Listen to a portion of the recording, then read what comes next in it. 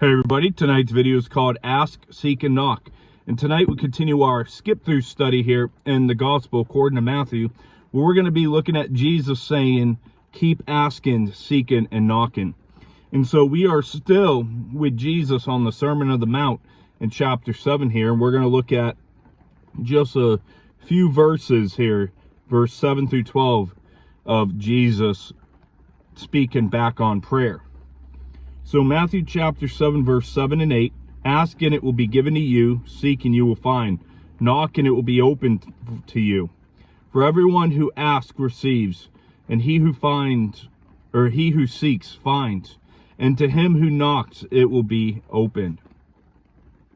So we see a progressive intensity going from ask to seek to knock. And Jesus told us to have intensity, passion, and persistence in prayer. And the fact that Jesus came back to the subject of prayer on the Sermon on the Mount after have dealt with it in some good depth, as we saw back in chapter 6 in the prior chapter, shows us the importance of prayer.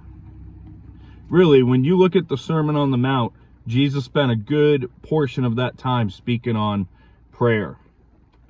And asking is simply making your requests known to God. Receiving is the reward from asking. And prayer is like seeking, in that we search after God, His Word, and His will. And finding is the reward of seeking. And prayer is like a knocking until the door is opened and we seek entrance into the great heavenly palace of our great King. And entering through our open door in His palace is the reward of knocking, and the best reward of all. And God values persistence and passion in prayer, because they show when we pray persistently with passion, we are sharing our heart with Him. And persistent prayer doesn't overcome God's stubborn reluctance. It gives glory to Him, expresses dependence upon Him, and aligns our heart more with His. In verse 9 through 11, well, what man is there among you who is his son ask for bread, will give him a stone? Or if he ask for a fish, will he give him a serpent? If then, being evil, know how to give good gifts to your children, how much more will your Father who is in heaven give good things to those who ask Him? So Jesus in the Sermon on the Mount makes it clear that God doesn't have to be persuaded or appeased in prayer. He wants to give us not just bread, but even more than we ask for. And thankfully, the times that we ask for something as bad as a serpent without knowing, like a loving parent, God often mercifully spares us the just penalty of our ignorance. If your child asks you for something that's going to get them hurt, and you say no, that is a sign of grace shown to your child.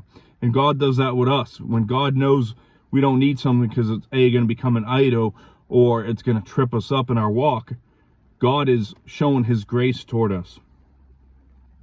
And Jesus presupposes the doctrine of human depravity, as the Apostle Paul focuses on greatly in his book of Romans, chapters 1 through 3.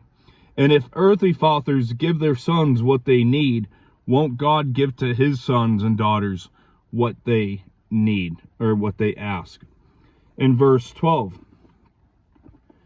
this kind of breaks away from the focus on the persistence prayer teaching. But verse 12 says, Therefore, whatever you want men to do to you, do also to them, for this is the law and the prophets.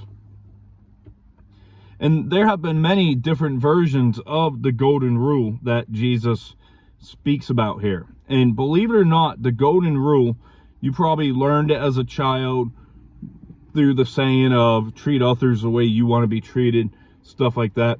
Well, the golden rule actually existed before Jesus' incarnation. And you might be saying that's crazy. And it actually existed with Hinduism and Buddhism. And Rabbi Hillel said, what is hateful to yourself, don't do to someone else.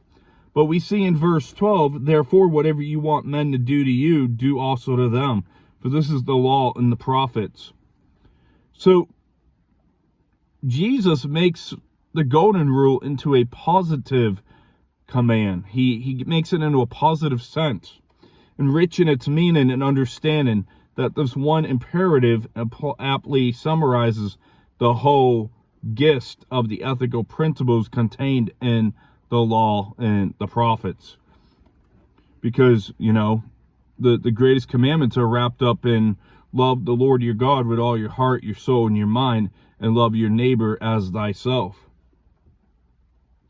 And this makes the law easier to understand than to obey. And none of us have consistently always done to others as we would like them to do to us. We hurt people every day, and they hurt us every day. So, to wrap up tonight's nuggets out of chapter 7, the Sermon on the Mount, we look at Jesus invites us to keep asking, seeking, and knocking. In verse 9 through 11 showed Jesus illustrating the given nature of God. And the section ends with a summary of Jesus' ethical teaching regarding our treatments of others through the Golden Rule. And that's going to wrap up tonight's study. We'll see you back, Lord willing, on Wednesday. So we'll be looking at Jesus hailing the centurion's servant. And right here, we are actually a quarter of the way through our skip-through study of the book of Matthew. So we only got 75% of the way more to go to finish the year. I hope that you have a great rest of your evening. God bless.